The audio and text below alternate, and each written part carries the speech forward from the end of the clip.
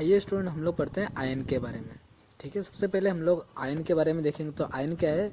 Ion is under charge particles. It is charge because contents of N unequal numbers of protons and electrons.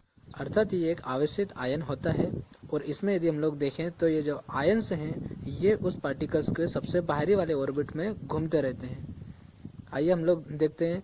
यदि ये दो प्रकार के होते हैं, कौन कौन से? एक होता है कैटायन और दूसरा होता है एनायन। फिर हम लोग देखेंगे एक और होता है जिसको हम लोग न्यूट्रल चार्ज भी कहते हैं, यानी कि ऐसा न्यूट्रल चार्ज में जो प्रोटॉन्स होते हैं, positive ions, electron negative ions दोनों बराबर होते हैं। फिर हम लोग देखेंगे इनके बारे में कि जब भी ये न्यूट्रल एटम इलेक्ट्रॉन को खोता है तो वो पॉजिटिव आयन में बदल जाता है, जिसे हम लोग कैटायन कहते हैं। फिर हम लोग देखते हैं कि जो न्यूट्रल एटम यदि वो इलेक्ट्रॉन्स को किसी दूसरे से गेन करता है या प्राप्त करता है तो उसको हम लोग कहते हैं नेगेटिव आयन, या उसको हम लोग कहते हैं एनायन। फिर हम लोग देखेंगे कि इनके बारे में हम लोग क्या क्या चीज़ वो क्वेश्चन सोच सकते हैं। तो पहले जो क्वेश्चन है वो क्या है? डिफाइन अन आयन। आयन क्या होता है? और दूसरा जो क्वेश्चन है वो क्या है?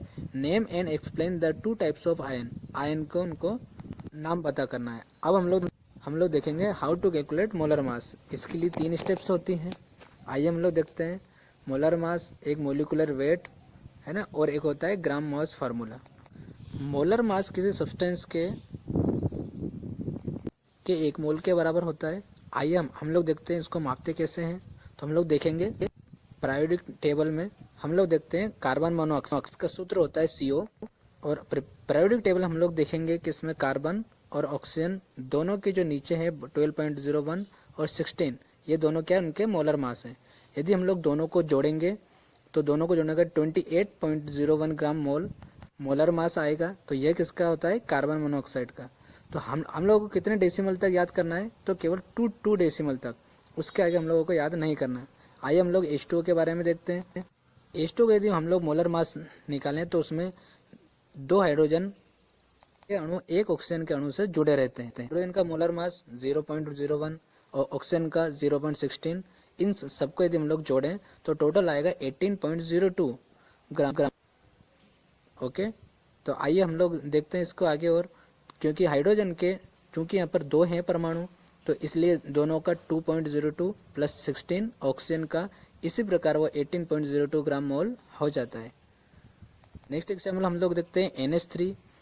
NH3 हम लोग देखेंगे तो N का कितना होता है मोलर मास? 14.01, और हाइड्रोजन के 1 अणु का होता है 0.03। लेकिन यहाँ पर 3 है तो तीनों को हम लोग इंटू करेंगे तो टोटल जो मास होगा वो यहाँ पर इंटू करने पर 14 इनको जोड़कर हो जाएगा 17.04 ग्राम मोल। तो ये NH का हो गया। स्क्रीन पर आपको 3 HCl, O2 और कैल्शियम हाइड्रोक्साइड तीनों के सूत्र हैं, और तीनों को मोलर मास भी यहाँ पर दे रखे हैं। HCl का 36, 32 एंड 70। ओके, तो देख लें हम लोग कैल्शियम हाइड्रोक्साइड में के अंतर्गत देखते हैं। तो इसमें कैल्शियम और ऑक्सीजन इनके वो हैं, इनको देखते हैं हम लोग। कैल्शियम का होता है 14.08, ऑक्सीजन का 16.0 और ऑक्सीजन का होता है 1.0। लेकिन यहाँ पर OH ये ऑक्सीजन के और हाइड्रोजन के 2 हैं, तो इस 2 से हम लोग यहाँ पर इनका इंटू करते हैं और दोनों को फिर इक्वल के बराबर को लिखते हैं। जो टोटल मोलर मास आता है वो आता है 14.08 प्लस 17.01 इंटू 2। तो दोनों को हम लोग सिंपल करके लिखते हैं तो आ जाएगा 74.10 ग्राम मोल। ओके, ऐसे ही हम लोग देख सकते हैं कैल्शियम नाइट्रेट का, एल्यूमिनियम सल्फेट का। तो इनका जो है 164.10 और 342.17 ग्राम मोल। तो इनकी आपको प्रैक्टिस करना है। Okay, thank